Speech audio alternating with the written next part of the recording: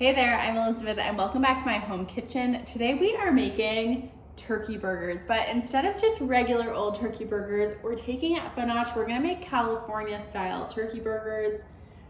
And to start off, let's make some homemade burger buns. I'm using my stand mixer, so I'm using my stand mixer bowl here. You can also make these totally by hand and just use a regular old mixing bowl. We're gonna start with 1 teaspoon of yeast. To your yeast, you're gonna add half a cup of water. You want this to be warm water, not hot water, but definitely warmer than room temperature water is what I found with experimenting with different breads. I feel like there's often the thought process when you're making bread and working with yeast, A, that it's scary and intimidating, but B, that if your water is too warm, you are going to kill your yeast. And yes, that's true if your water is boiling hot, but you definitely want warm water. Into your yeast water mixture, you're gonna add 2 tablespoons of oil. I'm using olive oil. Always start with your oil, and then we're gonna add some honey, and that will ensure that your honey doesn't stick to your measuring spoon, which is like the most annoying issue ever.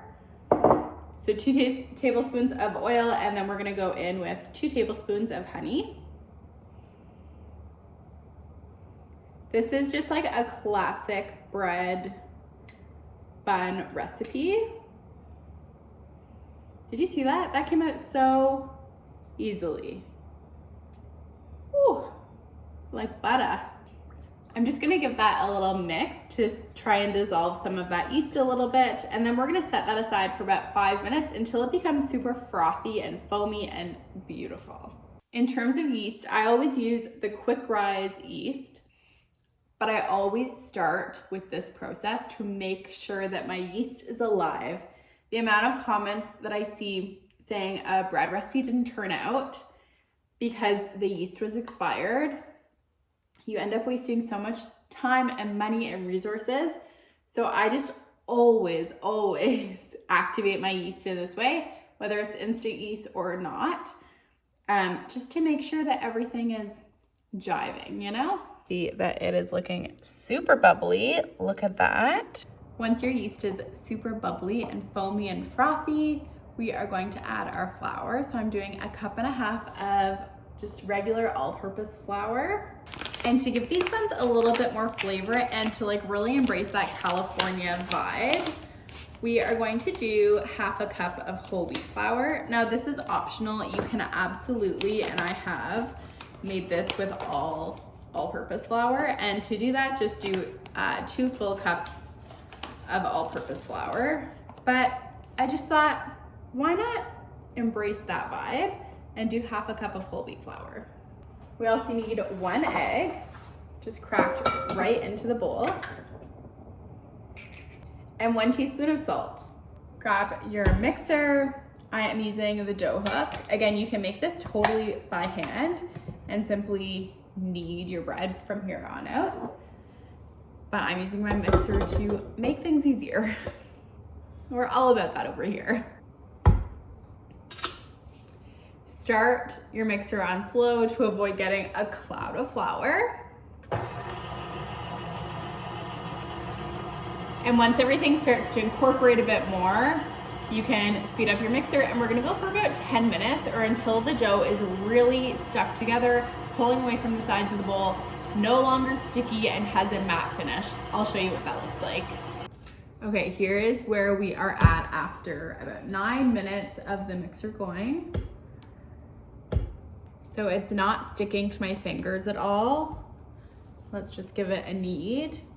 This is a bare countertop, and it's not sticking to the countertop, which is perfect.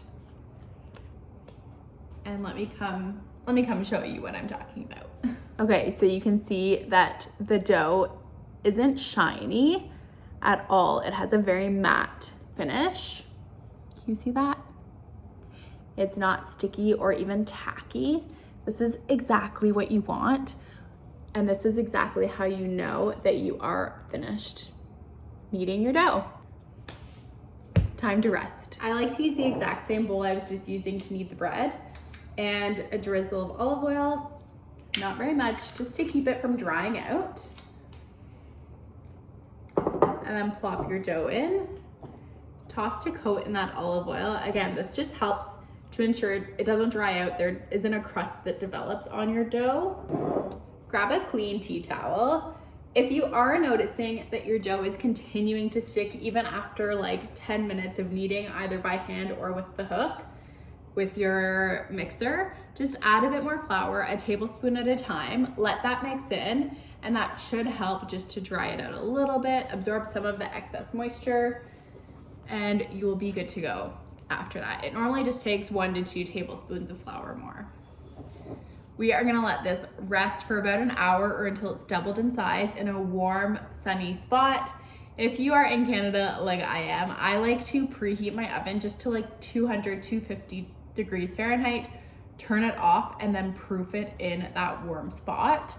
If you're somewhere that is naturally warm right now, then you are a lucky duck and you can proof your bread wherever you want. Our dough is doubled in size and she is looking beautiful. So what we're gonna do now is punch the dough down, and that'll just take out some of those extra air bubbles. Transfer your dough onto your countertop. And from here, we just shape our buns. I'm gonna use a scale for this, but you absolutely do not have to. You can just eyeball your buns. I am going to make, I think, 8 out of this dough. Maybe not 8. Let's see where we get. I'm gonna aim for about 60 grams per bun.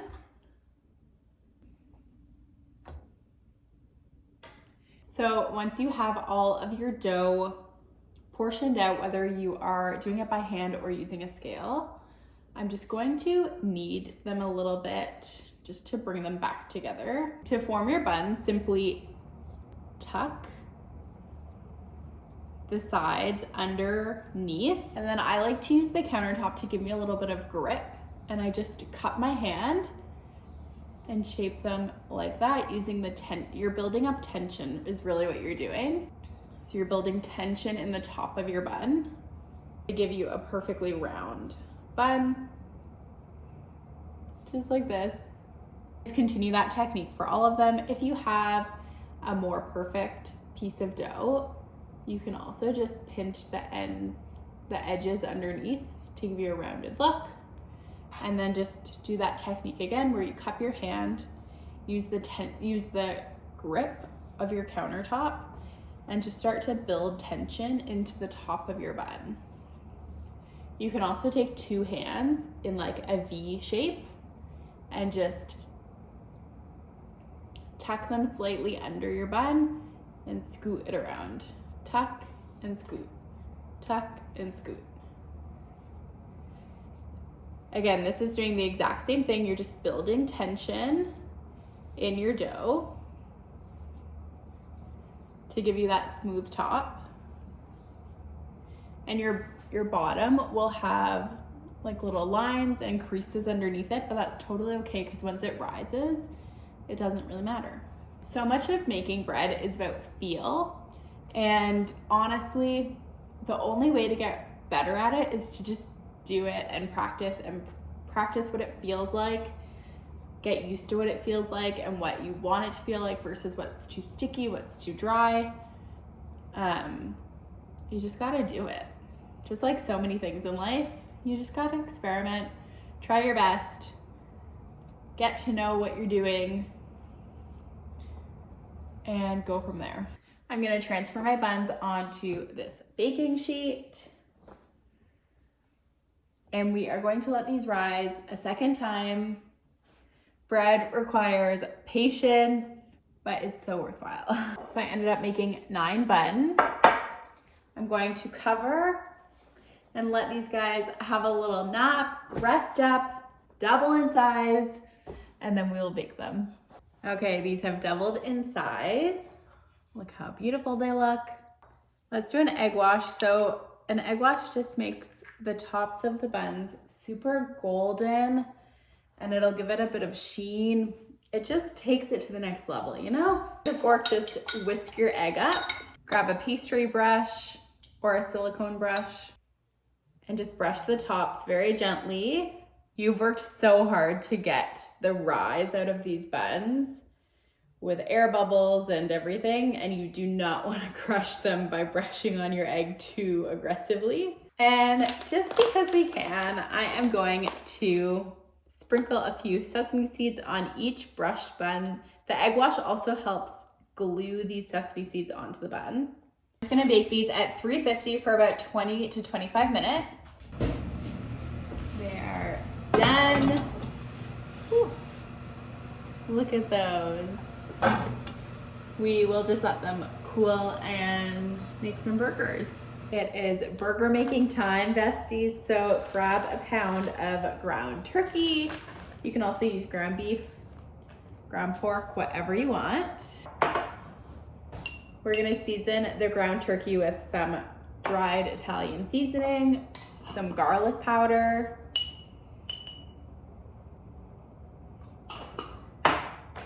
onion powder,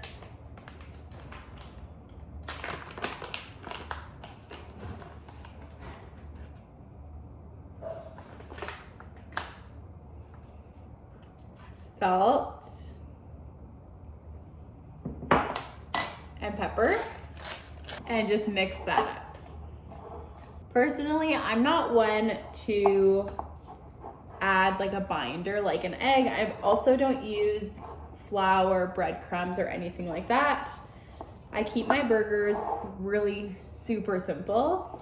Let's cook these up. I am just going to preheat my skillet. I'm using a cast iron skillet. It's what I always use. I'm just gonna heat that to medium high. And I'm gonna cook these burgers in a touch of olive oil, just right into that skillet. Once your pan is hot and your oil is shimmering, we're going to cook some burgers, babes. I am team scoop like till the day I die. I will always rave about it, from burgers to patties to meatballs to cookies to muffins. Literally give me a scoop and my life is good. Take a scoop, put it into that hot oil and press down to create a burger patty. And 1 pound of meat creates approximately 5 burgers that are about half a cup large. And cook them for about 4 minutes per side until they're golden. Release easily from the pan and you can flip them over. You know they're ready when they flip easily, like they come off of the pan really easily. Look at those golden, crispy edges. Beautiful.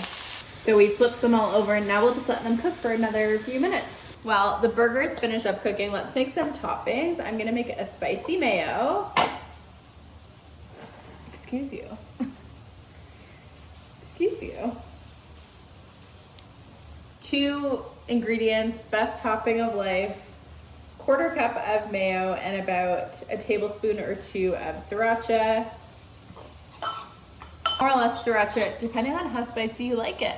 And then grab a big board and we are going to prep the rest of our toppings. I have a cucumber.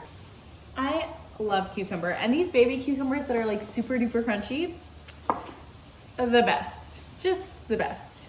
I am gonna slice it on the diagonal, pretty thinly. Beauty. Next up, what is a California style inspired burger without some avocado? I feel like the turkey cheese avocado situation will be delightful. So I'm just gonna thinly slice this guy as well. I'm sure if I was in California, the avocado would be better, but we use what we have and that's all we can do, right? We make the most of what we have. And of course we need some crunchy lettuce. I'm going with this beautiful red leaf lettuce. Just gonna wash up a few pieces. Last but definitely not least, I have some pickled onions that I made earlier in the week that we will top these off with. Red onion, thinly sliced, would also be so good. My burgers are about 90% cooked, so I'm just gonna top them with some Monterey Jack cheese. You can use cheddar, Havarti, whatever. I just like the flavor and the meltiness of Monterey Jack. Monterey. Is it like the Simpsons? Monorail. That situation. Do you pronounce the T? Is the T just like in there for fun? Who knows? But that's the type of cheese we're going with. Just gonna wait for the cheese to melt. I don't have a lid big enough for this pan, so I'm just gonna hover and let some of that steam get trapped in and melt that cheese. Well, we're making do with what we have, friends. Okay, babes, these burgers are done. Let's plate them up. Let's open up these buns. Let's have a little burger party, shall we? Grab yourself a plate into these buns.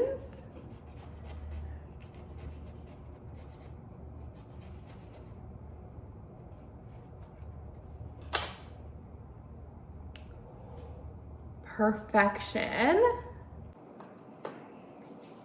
They're little baby buns, but I think they'll be so perfect with the burgers we made. Let's top with some of that spicy mayo, condiment of the gods. Let me grab a burger. They literally fit so perfectly on the buns. Let's do some lettuce. Some of that crunchy, beautiful cucumber, a few pickled onions, and some avocado.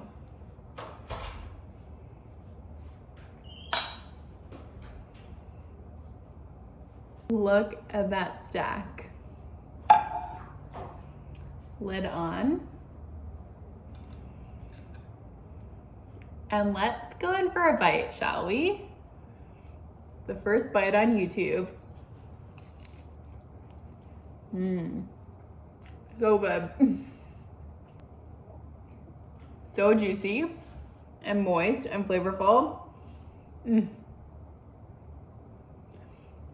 So good. I will leave the recipe for these burgers and the buns in the caption below. Make sure you like and subscribe, and I'll see you next time. Bye.